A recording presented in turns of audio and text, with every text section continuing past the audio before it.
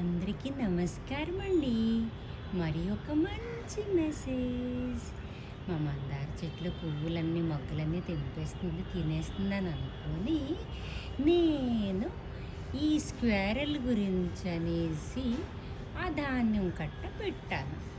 పెడితే ఏమైంది తెలుసా? ఆ శత్రువు మా చెట్టుకున్న శత్రువు అది మిత్రువుగా మారిపోయింది.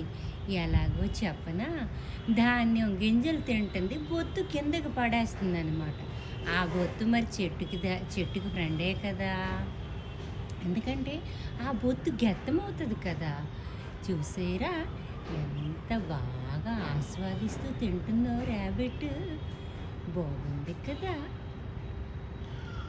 అందుకే ఎవరిని కూడా శత్రువుగా భావించుకోకూడదు.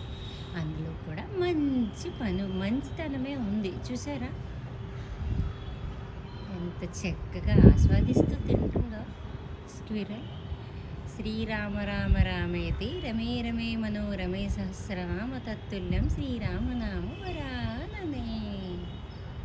జై శ్రీరామ్. ఉడత సాయం అదే శ్రీరాముడికి వారధి లాంటిదే కట్టింది. ఇదియా మాత్రం ఇది చాలా చిన్న సాయమే ఇది అనుకోవాలంటే. కానీ నా గార్డెన్కి మాత్రం మంచి ఫ్రెండ్. రాముడికి ఎలా ఫ్రెండ్, నాకు అలానే ఫ్రెండ్ అయింది.